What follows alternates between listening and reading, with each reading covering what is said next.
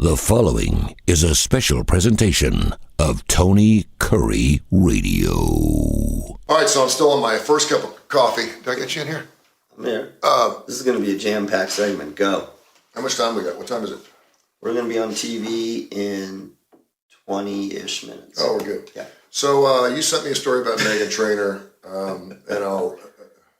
It was clickbait, but Meghan Trainor... Oh, it's clickbait, all right. Yeah. She basically talked about how painful intimacy is with... Is it her husband? With her husband, and they're on their second... They already have a child. Yeah. They're married, but they have a second child. She was on a podcast, and she was talking about that sex, that intercourse is painful. Yeah. And that she has thought her whole life. This is the part to me that psychology was interesting. That's the way it works. That's how it's supposed to be. Yeah, I know some women suffer from like endometriosis, different things, right, or things like that, and certainly we know through Dr. Brian Christine that men sometimes have things wrong with them that can make it painful for women. It should not be a painful situation, but she brought it up, and she brought it up. This was not a medical. Hey, women, if you're experiencing this, I understand. No, this was part of a relationship. This is a relationship podcast where it's kind of like, first of all, if you're a husband, you're like, thanks.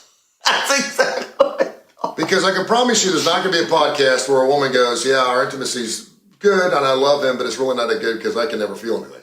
Well, no, it was the other way around. It was the other way around. So you're never going to hear that podcast because there's nothing good that can come from it. Yeah, let me tell you, ladies, if you can't feel it, how we can help make your intimacy better. No, her comment was, her statement was specifically, my husband's a big boy. Yeah, which I'm sure have you seen her? And if you've seen her husband, he looks a little bit, which is a little bit like Austin Reeves from the Lakers. He's a very kind of not unassuming, just a kind of a nice neutral, skinny white Duke. Yeah, but not Tommy Lee like that. Yeah.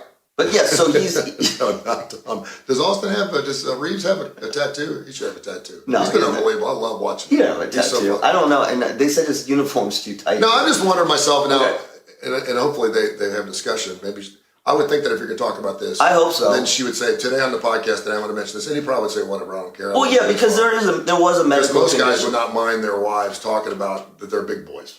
No, and the point that she was making, although, again, by the time between the headline, Meghan Trainor describes painful sex because of her husband's side, like that was the headline.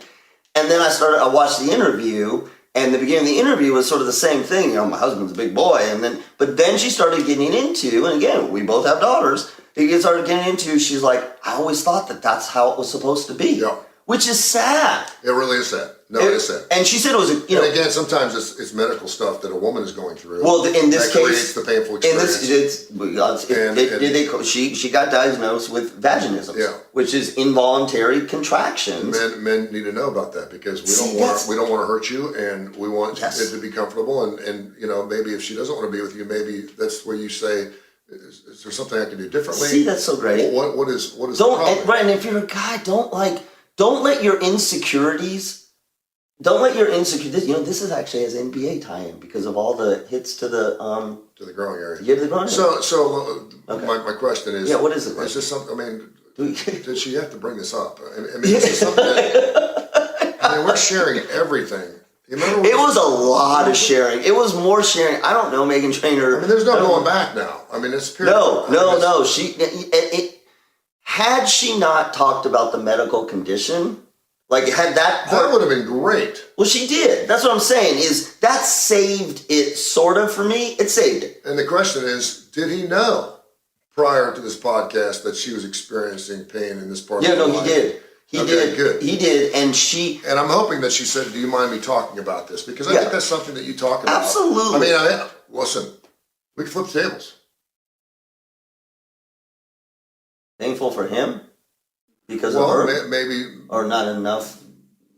Friction, whatever. Dryness?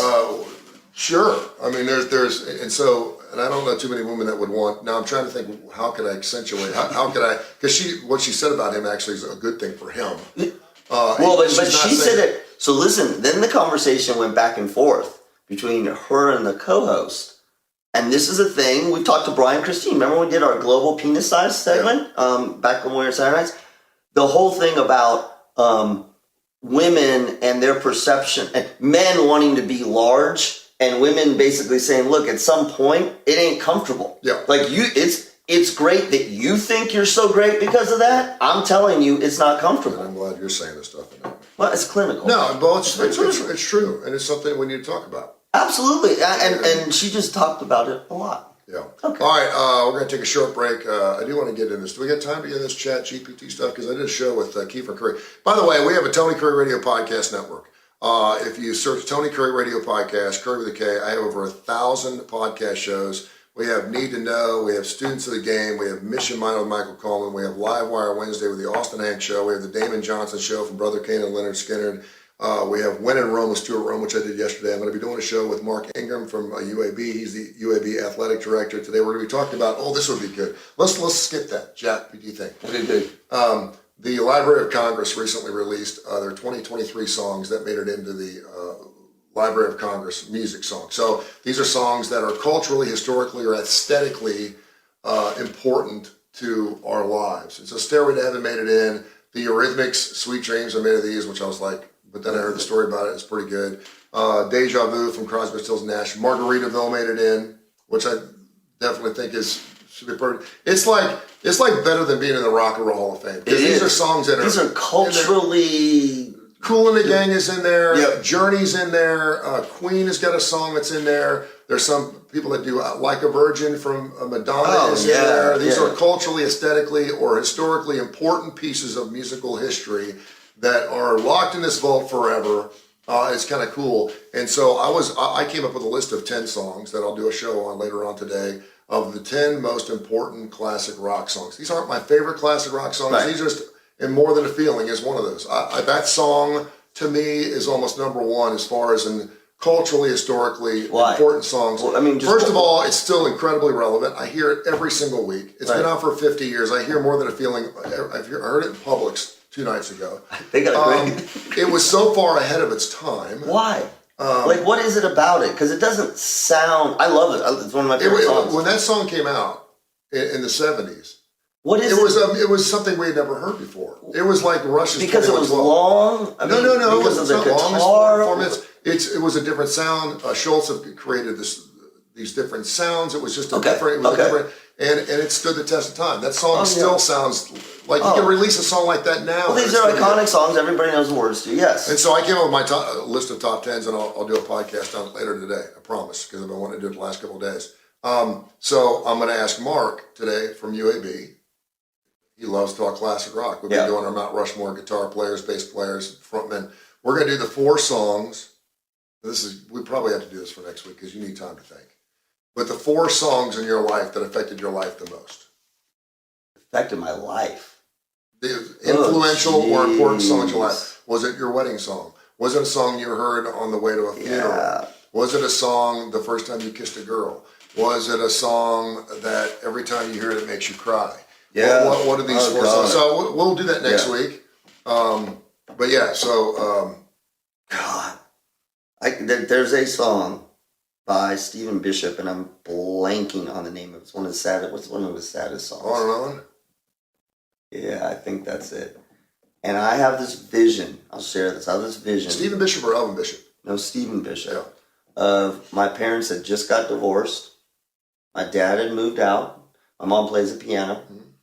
I was at the top of the stairs. I can see this. I was at the top of the stairs. I heard the piano playing. And I came around the rail up at the top. And my mom was playing, I believe it's On and On, and crying. And playing and crying and playing and crying and playing and crying.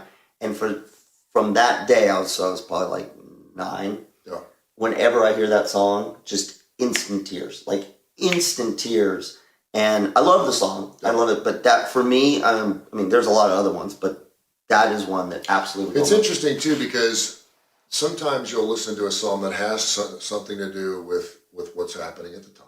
Sometimes it's a song that was on at the time of that event. That's exactly, for me, sometimes it's both.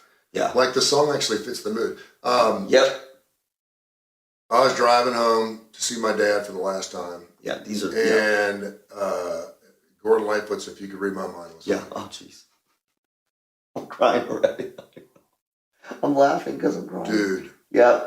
Which is a song I love. I've always Yeah. loved. And I listened to it like 30 times in a row. It was on the radio. I kept rewinding it just to listen to it over and over until I actually could memorize the words to it. And every time I hear that song right now, it just. But now it's a beautiful thing. It does, song. right? At the At time, the I was time. super sad. Oh yeah. Now when I hear it, it brings a smile to my face. Now I have to be in the right mood to hear it. That's another interesting thing. God, we do so much stuff that Kurre and Klapow can do. You have that the idea of having to be in the right mindset. Sometimes when songs are so particularly emotionally painful, we gravitate to them if the time is right. And what's really interesting to me is I will have songs that I know are going to make me sort of nostalgic and tear up, and they'll start to come on like one thing. And it's not because I'm afraid that I'm gonna, whatever. It just doesn't. It doesn't. I'm not. I'm. You don't want to go there. Yeah, I don't want to go there right now. I went through a period where I could not listen to slow music. Yes. For like 4 years. Oh, that's a long time. I just couldn't do it. And one of the reasons I have Tony Curry Radio, TKR, the TKR app, every song on my radio stations. There's no slow music. And some people don't like that because it just yeah. And it's not corn and stuff. It's classic rock. It's great. But I want people to feel happy when they listen to it. Yeah. And I tell people if you want to go cut the grass or you're not feeling very well, turn the TKR app and you'll feel be in a good mood. I don't play Dream On. I don't play Stairway to Heaven. We used to have a thing where you play too fast, one slow, too fast, one slow. It was like prom. And when you go to proms, you play a bunch of dance music, then you stop after 8 or 9 songs, you play 2 slow songs, and then the people that don't have dates are like, please speed it up. The ones that do the slow songs, please play another slow song. Right. I want to dance You get 2 and then you get 3, yeah. But yeah, but when you can finally, and women are good at this, and I mean this in the most complimentary way. Women know they're going to watch a movie that's going to make them cry, and they do it anyway. They're like, tonight I'm going to sit alone and I'm going to watch this movie that have a good cry. And I've seen it 4 times. I'm going to have a good cry, and that's quite frankly a wonderful place to be in. If you know what's going to happen and you know how you're going to deal with it. Guys don't do that. No, we don't. So me and our friend. Do you have? Let me ask you this: do you have? And we got to go. Do you have anything that you know is going to tear you up inside, but you make yourself do it? Oh yeah, I used to do that all the time. So I still do this sometimes. If I feel like I'm kind of disengaged from my emotions, like I'm just sort of doing that guy thing where it's separated from. Yeah.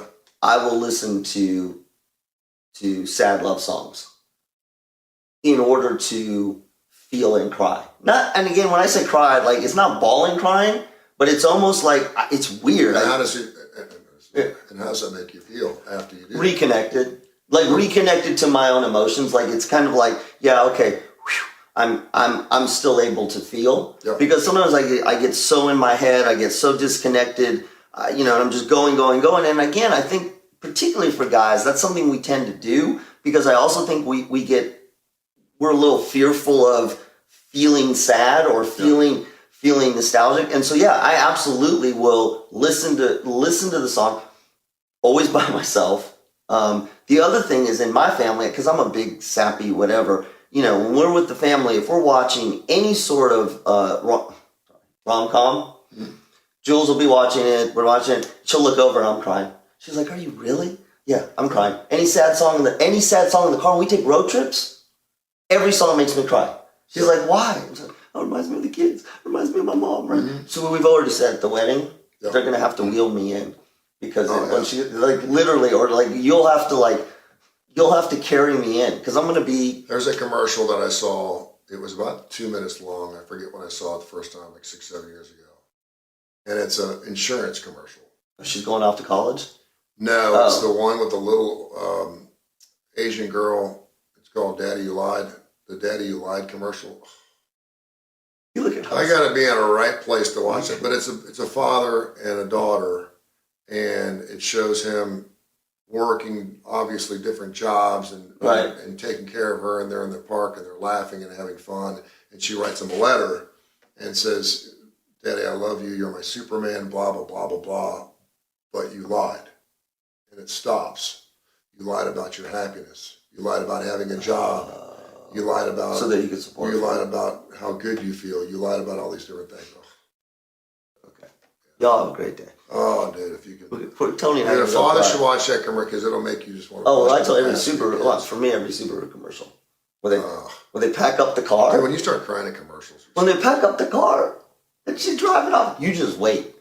You just wait, man. Your ass is going to be crying. No, I'll say, I'm driving you to college because that's what real men do. You're not driving. I'm driving. I'm picking you up and I'm going you. And I know your daughter. You know what she's going to say? What? Whatever, Dad. I got this. No, that's exactly what she's going to say. Okay. All right, we'll be on Fox 6 this morning talking about whether guys should pick up the check. I mean, we're obviously going to go a little deeper than that, but not much. No, yeah, it's pretty true. I'm going to stick to my guns. I'm checking in with producer right now. A man can't go wrong by picking up the check. That's fine. That's just curious. All right. Thanks for watching this morning. Appreciate you, and you can podcast any of these episodes throughout the week and the weekend. I'll do my top 10, Tony Curry's top 10 most important songs in rock and roll history. And actually, someone asked me to do this. And make sure you get the Tony Curry Radio Podcast Network. We're available on every major industry, and get that TKR app. You can hear classic rock and roll. No slow stuff, sorry. If you're wanting to feel sappy, don't listen to my app because it will kick your butt. It's awesome. Say goodbye now, Tony. Goodbye now. Love us. This has been a special presentation of Tony Curry Radio.